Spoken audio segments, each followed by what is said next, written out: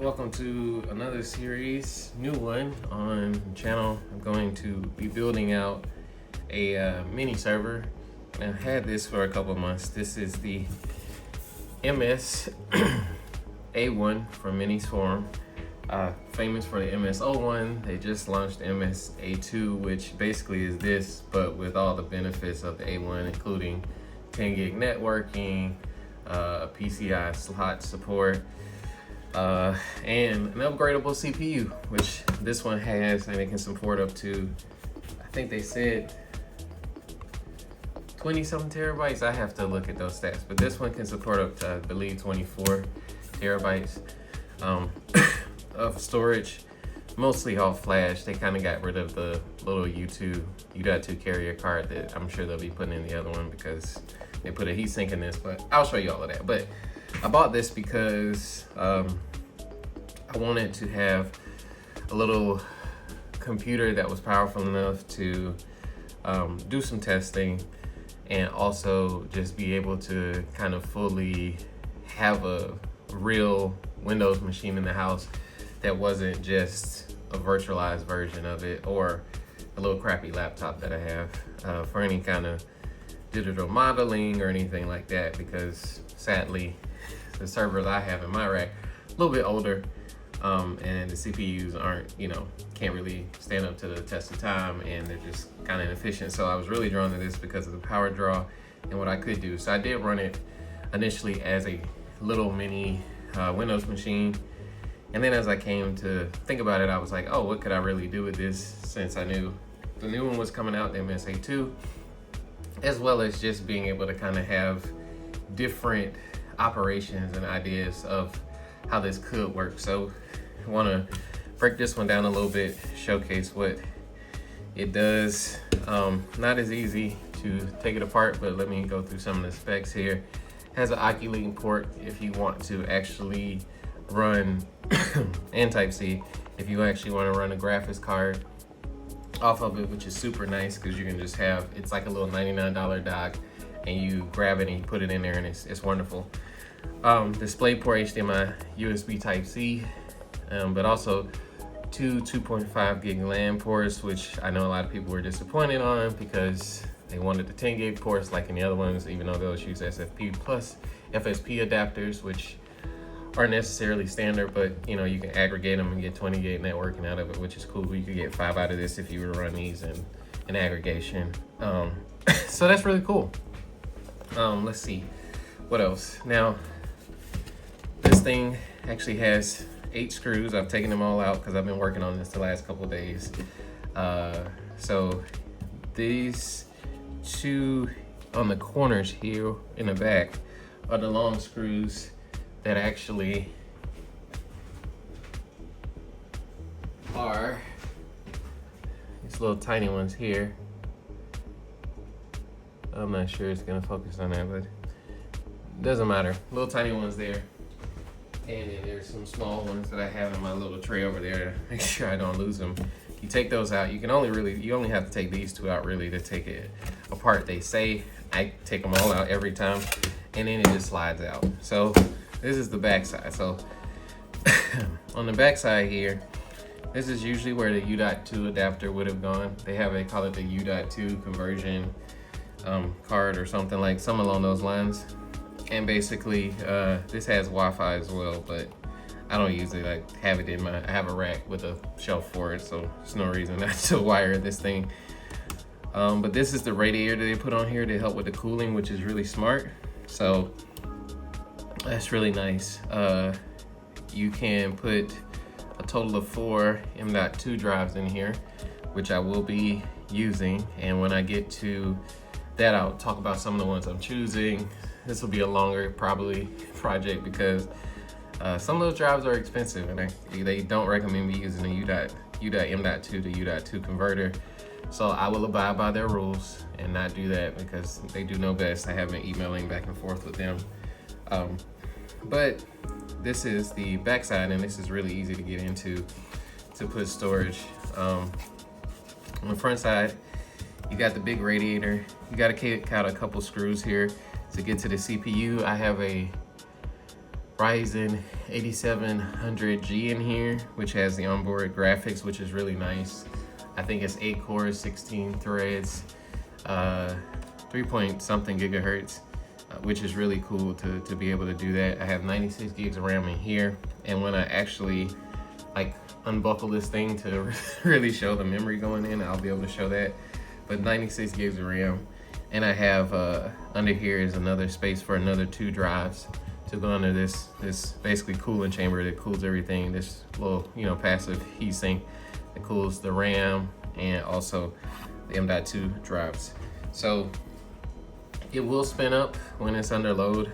I was playing around with some different applications on it before I am converting into basically a little TrueNAS, mini TrueNAS server or Proxmox server. I haven't really decided yet, but it did do some, it made a little bit of noise. It's not super noisy. It's not like noisy like a server, but it will push out the heat, which is really good to know because this is a very tight little compact space. And basically you have your CPU here in this little area, and on the back side of that you got your NAND and flash, memory and everything else. So that's really good to know that that's an option. And then you just kind of slide it back together like that, and boom. Now, why TrueNAS versus any of these other things? I wanted to run Proxmox on this, but Proxmox is easy to manage certain things in, and they have a bunch of scripts where you can run applications. Like basically you put a bash command in, and you're generating these little containers, LXCs and all that stuff, which is really nice. Which is their version of like little Docker containers essentially, which is just a little cordoned off area in the system where you can essentially run an application with sharing resources and not having to have like fully dedicated resources for that thing. They kind of share in there, and then it may take like a couple of CPU cores or whatever, but that's a discussion for a different day. So the nice thing about TrueNAS is that it does ZFS way better than Proxmox, and you can also add your own custom instances and things like that. I just downloaded on one of my other servers, the big media server, my big NAS. I actually downloaded 25.04, which is the newest version, and they're going to make some even more improvements where they're adding a lot of stuff and features that people wanted for the longest time. And so in looking at that and looking at after they moved away from Kubernetes, which is good for enterprise, I'll say that, but for the everyday consumer who's not paying for enterprise level hardware, it's complicated, and it was complicated. And so Docker just runs on everything. And no, you can't do Kubernetes anymore for the reliability, but if you're running this in production environment, you probably got a couple of these servers with some reliability in parallel, and I'm sure they make other versions. But with 25.04, it's really nice to have the ability to now fix a lot of features that weren't there before, which is great. And so in looking at that, and also a couple of things I wanted to test in terms of some of the networking and maybe gaming capabilities, and how do I maybe run instances on this, especially for hardware that can be plugged in and maybe cabled somewhere else for whatever it may be. I want to try this out since I already have it and see where we get to. So that'll be next on the build series. The first thing I did was buy 2 Intel Optane H10 drives. One is 256 gigs, which will probably be the boot drive, and another is 512, which will probably be some for the OS, one of the OSs inside, because I want to try to run Windows alongside TrueNAS scale in this. So it should be fun. But with all that being said, the Intel drives will be reliable enough, since they're enterprise, really heavy duty, to not run out. I actually had a server and my NAS actually failed, and I had 2 of the same ones. I'm glad I bought the backup one now, because I got it for a steal for like $300. The first one I spent like $1,200, $1,300 on it, but that was a couple years ago when I didn't know anything about servers. And so the nice thing about that M.2 NVMe drive is you get the reliability of just the read capacity, read write capacity, which is great because I lost an entire server buying this cheap little stuff like this. Now this is a 512 gigabyte drive. But the thing about it is it's cheap and it doesn't have the reliability. So, the size was great. And I think one of these was running, or something equivalent to it was running in the server. And I had changed it a lot as I was learning. So I just kind of wrote through the whole thing and the drive got corrupted and died. So yeah, I have to have, because I'm not going to have redundancy in the boot drives, I wanted to have something like that. And in this form factor, I don't want to have you lose 2 of the 4 slots because it's not like a regular NAS, especially if I want to do some stuff in that capacity where I don't want to have to go and then worry about a lot of these little issues that come up. So on older server motherboards, they didn't support booting from M.2 NVMe drive. Now they do. So I have that issue where I have to run Clover with this little USB stick and all that stuff. It's a whole thing. So I don't have to do that here, luckily. And on new gen servers, you usually don't. I have a new gen one as well that's really nice. I'll probably do a rack tour. not a rack tour, but I'll try to show the software and kind of that as we go forward. But the beautiful part about this particularly is that it is small, it is light. I plan to one day, whenever the Jet KVMs are available, get one so I can turn it on and off. The other thing that drew me to this and that this particular CPU combination was that it runs on like 45 watts of power, which is really low. I think my other 2 servers that are always on are running on about 45 watts of power, which is wonderful because the big NAS runs on 230 watts all the time, even at idle.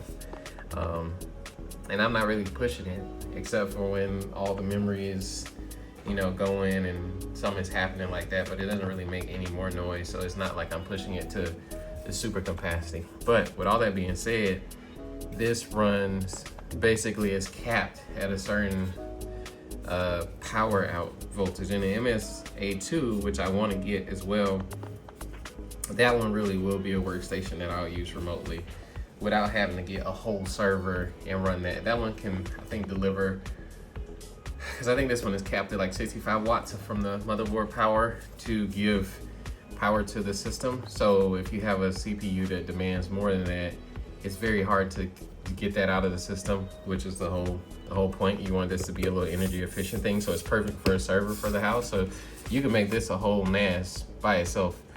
You just need a boot drive, Intel Optane drive for the boot drive, and then you could just get like 3 8 terabyte NVMe drives and be done. The other reason I went with this was the MS-A2 is more expensive, so they have a bare bones kit, which I think starts now at, when I looked this morning, because I think they just made the announcement today, it was like $800-900. And then if you get the kit with the 64 gigs of RAM and a terabyte SSD, it goes up to like $1,100 or something like that. I think that also includes the CPU, but I have to look. It may not. So this one by itself without a CPU was like $230 for this little thing, and then the CPU was like another $200, and then the RAM was maybe like 100 and something. So I was like 600 some bucks in on this, which is really nice because most server gear, especially something like this that has at least 2.5 gig networking, right? And Oculink and like all these other features that some people complain about the networking. Given that this has a power cap on the the CPU, like how much it can support, I'm not surprised, and it's not really necessary. You want something that's efficient, especially when you talk about home service stuff. The MS-A1 was really great because it gave you the ability to run a GPU, but now a little mini small form factor one.